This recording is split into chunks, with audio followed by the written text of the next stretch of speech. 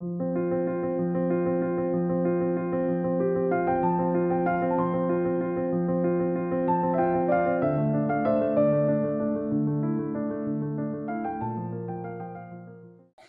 সকলকে বলছি 3 বছর হয়ে গেছে। আমি এই ওর সাথে একটু কথা বলছিলাম, শুনে রাখুন, একটা সূত্র বলছি আপনাদেরকে। ও একটা প্রশ্ন করছিল, তার উত্তরে আমি কথা বলতে গিয়ে বলছিলাম, সেটা হলো সূত্র, ইগো কখনো শেখে না। ইগো ত্রিভুবনে সব জয় করতে পারে, ইগোই জয় করে এই জগৎকে, সব কাজ করতে পারে, আপনাদের জীবনে সব কাজ করতে পারেন, কিন্তু হতে পারে আপনি এক বিন্দু শিখবেন না। শেখার জন্য ইগোলেসনেস চাই, যে কোনো জিনিস। কিন্তু কিছু জিনিসকে ভিতরে প্রবেশ করার জন্য আপনার দরজাটা খুলে দিতে হবে, আর ইগো দরজা বন্ধ অবস্থা কি ইগো বলা হয়। সেই জন্য আমিও আমাদের জীবনে দেখেছি, প্রচুর লোক কাজ করে দিচ্ছে, কিন্তু পরক্ষণে সেটা তাদের প্রবেশ করছে না। যদি এরকম হয় আপনাদের সাথে, জানবেন এর কারণ হলো ইন্টেন্স ইগো। যেই বিষয়ে আপনি ইগোলেস হয়েছেন, একমাত্র দেখবেন মিলিয়ে সেই বিষয়ে আপনারা শিখতে পেরেছেন। এই জন্য শিষ্যকে ইগোলেস হতে হয়। শিষ্য মানে তো যে শিখতে এসছে। যদি ইগো শূন্য না হয়, আমি বলি হাত খালি রেখে, হাত খালি হয়ে কেউ না এসেছে, তাহলে আপনি সব কাজ করতে পারবেন। আপনি আশ্রমে কাজ করুন, আপনি সংসারে কাজ করুন, আপনি অফিসে কাজ করুন। একটা চাকুরিরত ব্যক্তি 60 বছর কাজ করে কিন্তু কিচ্ছু শেখে না, ইন্টেন্স ইগো। শিখতে যাইনি তো, অ্যাচিভার হতে গেছে, আর্ন করতে গেছে, মাস গেলে 50,000 টাকা 60,000 টাকা আমি আর্ন করতে গেছি। এখানে কোনো শেখার স্কোপই নেই। আর যেখানে যেখানে শিখতে হয়েছে আপনাকে হাত জোর করতে হয়েছে। ঠিক আছে, এই জন্য জ্ঞানপীঠেও আসছেন, আমাদের সাথে আসছেন। এই সূত্রগুলো, এগুলো আমার ব্যক্তিগত, এগুলো আমার আবিষ্কার করার কথা বলছি আমি নিজের থেকে, যেটুকু আমি ডিসকভার করতে পেরেছি বলছি। আমি দেখেছি এক একজন ব্যক্তি খুব সুন্দর গ্রাস করে নেয়, অন্তত ওই ফিল্ডে ও egoless, he is ready to accept. আমি যখন একটা বিশিষ্ট প্রতিষ্ঠানে গেছিলাম, আমি বলছিলাম আমি ঝাঁট কীভাবে দিতে আমি চুপ করে দেখছিলাম। আমি রাজি, শুধু দেখার না সাফিসিয়েন্ট নয়, কি আমি দেখছিলাম মানে আমি রাজি হয়ে দেখছিলাম এইভাবে ঝাঁট দেয়। আমি প্রথমবার ঝাঁটা দিয়ে ময়লাগুলো নিজের দিকে টানছিলাম, সবাই আমাকে দেখে হাসছিল। যদি ইগোইস্টিক হয়ে যাই, আমাকে দেখে হাসলে আমি করবো না। এইগুলো কিন্তু প্যাটার্ন ইগোর। ঠিক আছে, যখন বাসন মাজা হচ্ছে, ঠিক আছে, যখন স্যানিটেশন করা হচ্ছে, যখন বিছানা গোছানো হচ্ছে, ছোট ছোট জিনিস, আমি তো কিছুই জানতাম না হিসাব মতো। এই করতে করতে করতে করতে আমি যেন বলেছিলাম আমাদের সকলকে যে আমি বড় হাত খালি করে গেছিলাম, অতএব কিছু বুঝতাম না শিষ্য ফিষ্য। আমি রাজি ছিলাম, যেখানে যাচ্ছে আমি রাজি আছি, চল লেট অ্যাকসেপ্ট। এই জন্য খুব তাড়াতাড়ি আমি গ্রাস করতে পারতাম যে কোনো জিনিস, সে গান বাজনাই হোক, বিশেষ কিছু। আমি গান শুনতাম, ভালো করে শুনতাম, আছে এইখানে এই মুরগিটা লাগিয়েছে, তখন আমি মুরগি শব্দটাও জানতাম না। এই জায়গাতে একটা কাজ হলো, আমি কিন্তু শুধু শুনেছি, ভালোবেসেছি আর শুনেছি। এটা খুব দরকার, নাহলে কীরকম হবে। আমার সাথে অনেকেই গান গাইতো, করতো, আর এটা কোনো ব্যাপার নাকি, তারা পারফর্ম করার জন্য, ওই অ্যাচিভ করার জন্য, পারফর্ম করার জন্য আগে। কিন্তু ইগোলেস ব্যক্তি বলতে পারে আমার সাথে লাগছে না, কতবার 18 বার হয়ে গেল লাগলো না। এটা ইগোলেস হলেই বলতে পারবে, নাহলে বলবে হয়ে গেছে। মিলিয়ে নেবেন আপনাদের, হয়ে গেছে। যে কর্তা হতে চায় সে বলবে হয়ে গেছে, সে সেরে ফেলবে, কারণ সে ফলাফল চায়। কর্তা কর্মফল চায়। হয়ে গেছে, বাসন মাজা হয়ে গেছে। এই যে খুঁতখুঁতে হওয়া, এটা আমি বলছি না, সূচিবাই আলাদা বিষয়, এটাও একটা ইগোলেসনেস। কিন্তু যে হয়নি, আমি যখন করে একটা মূর্তি বানাচ্ছি বা কিছু, যে কোনো কিছু করছি, দেখবেন আমি একটুখানি বারবার যাচ্ছি, বারবার করছি, এর মানেটা কি? অতখানি পোরশন কিন্তু আমি শিখতে রাজি, আমি বারবার শিখতে রাজি।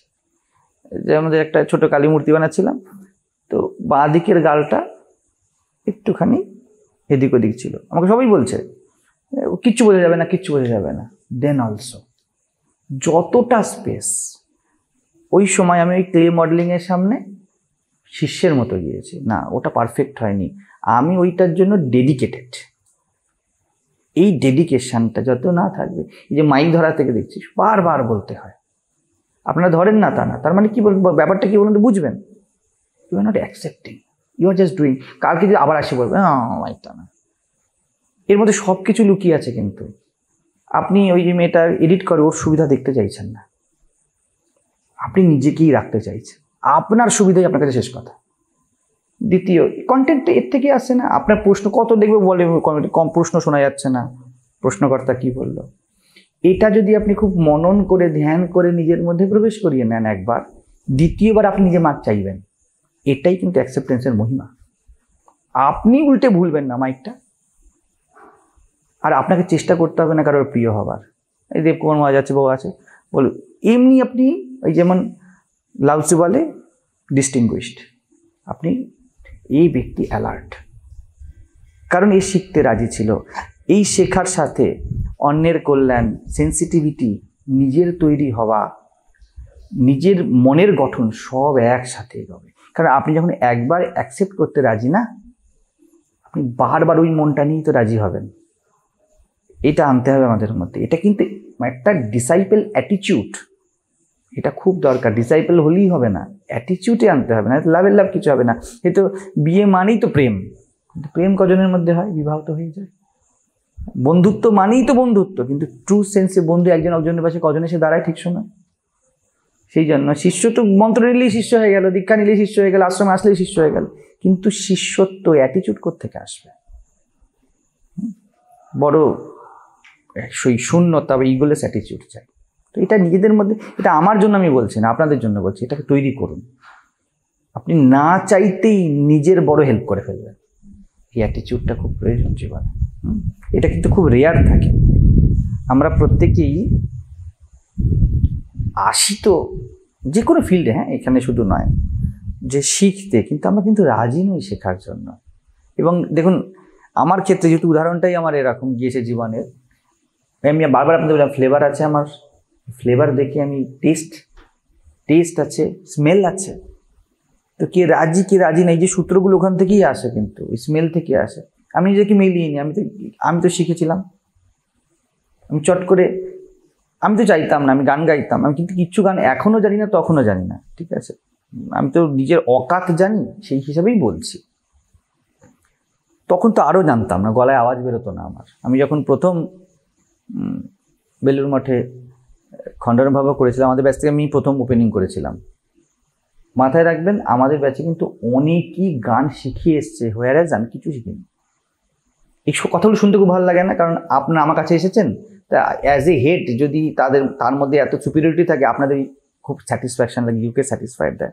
কিন্তু আমি কিন্তু ইগো স্যাটিসফ্যাকশনের জন্য বলছি না, ইট ওয়াজ জাস্ট ফ্যাক্ট যে আমি নাও করতে পারতাম ওপেনিং। তো এটা একটা খুব প্রিশিয়াস ব্যাপার, কে করবে? হ্যাঁ, এখন ওখানে তো ইষ্ট দেবতা শ্রীরামকৃষ্ণ, তো তার বন্দনা গাইবে কে প্রথম, তো এটা একটা ব্যাপার থাকে। তখন আমিও ছোট রীতিমতো, তো আমাকে সিলেক্ট করা হয়েছিল, ঠিক আছে। এবং আমি ছিলাম যে সব থেকে বেশি গানের রুলস ভাঙতাম। মানে আমি বুঝতাম না, তো উনি আমাকে বলতেন যে, মানে উনি আমাকে বলতেন, আমি তো গানও জানতাম না, খঞ্জনীও জানতাম, কিচ্ছু জানতাম না, নাথিং, ঠিক আছে।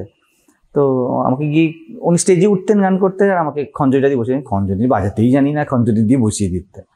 তো আমি গাইতাম, উনি কিছু কিছু গান লিখেছিলেন, তো আমি ওনার কিছু কিছু গান পছন্দ তো গাইতাম। তখন উনি লোকের সামনে বলতেন, এই তুই গানটা গাতো। বলছি কেন? বলছে যিনি এসছেন তিনি সুরকার। আমি কিচ্ছু জানি না কিন্তু গানের, ইভেন ও সুরকার তাও জানি না। ইভেন সুরকার জানলে আমার কাছে সুরকার ব্যাপারটা কোনো বড় কথাই না, কি আমি কি করবো, সুরকার তো হতেই পারে সুরকার, আমার কি কাজে লাগবে তাতে?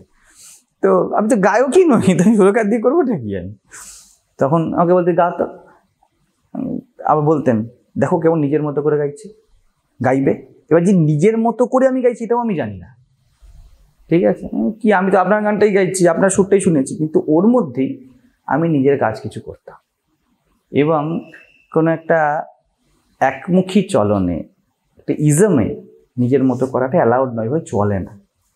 আর আমি সব থেকে বেশি করতাম, গানকে এদিক করে দেওয়া ওদিক করে দেওয়া, ওটা আরও বেড়েছিল।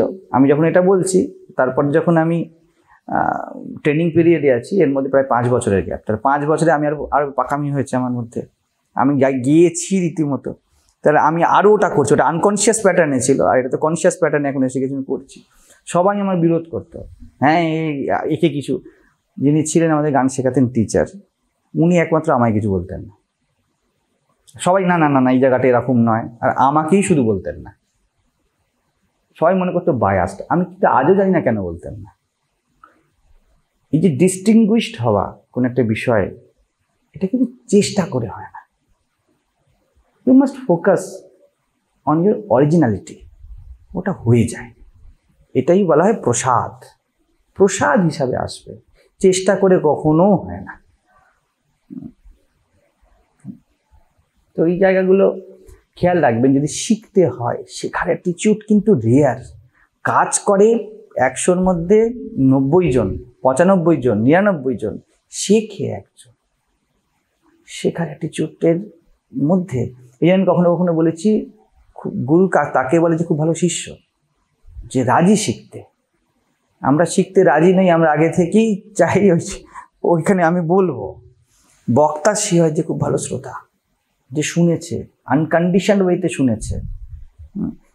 সেই জন্যই আমি যখন বলি দ্বিতীয়বার বলতে পারি না কি কথা, কারণ আমি যখন শুনেছি আমি বড় অরিজিনালি শুনেছি, আর এখন যখন বলছি আমার যা আসছে আমি তাই বলছি।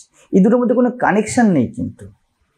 তো এটা চেষ্টা করুন আমাদের প্রত্যেকের মধ্যে, যেন আমরা একটা ডিসাইপল অ্যাটিটিউড গ্রো করি। হ্যাঁ, লাভ কিছু হবে না। যে কোনো ফিল্ডে যান আপনি একটা নন ক্রিয়েটিভ লিম্ব হয়ে থেকে যাবেন, বসে আছেন। যান অফিসে যান, কাজ করেন, চলে আসেন। আমি কম্পিউটারে এডিটিংয়ের কোর্স করেছি, আমি এডিটিং করেছি, এইটা জানি। আপনি ক্রিয়েটিভ না। আর এখন সময় যা এসছে, মাথায় রাখবেন, একমাত্র ক্রিয়েটিভ ব্যক্তিরাই রিকগনাইজড হবে। কারণ বাকি সব কাজ এআই করবে, কপি পেস্টের কাজ এআই করবে। যা কপি করা যায়, আপনি শব্দ চয়ন করুন কারণ কপি করে, আপনার থেকে ভালো এআই শব্দ চয়ন করে দেবে। কিন্তু যে সূত্রগুলোর কথা আমি বলছি, সূত্রগুলো এআই কি করে দেবে? এটাতে কোনো ক্যালকুলেশন নেই, এটা স্পন্টেনিয়াস। সেই জন্য আমি বলছি না যে আমার মতো কাউকে হতে হবে, কেউ কারোর মতো নয়। এবং এটা খুব আনন্দের কথা, কেউ কারোর মতো নয়। চেষ্টা করুন যে নিজেদের সৌন্দর্য থাকা। এটি ইগো প্যাটার্ন নয় কিন্তু, যে আমি আমার মতো। তুমি তোমার মতো না, তুমি আর 10 জনের কপি পেস্ট। যারা ঘোষণা করে যে আমি আমার মতো চলি, তার প্রত্যেকটা চলনে দেখবেন কারো না কারো কপি। তো ওইটা না করে চেষ্টা করুন একটা ওপেননেস রাখতে, একটা খোলা আকাশ রাখতে নিজের মধ্যে। ওখানে সব কিছু রিকগনাইজড হবে।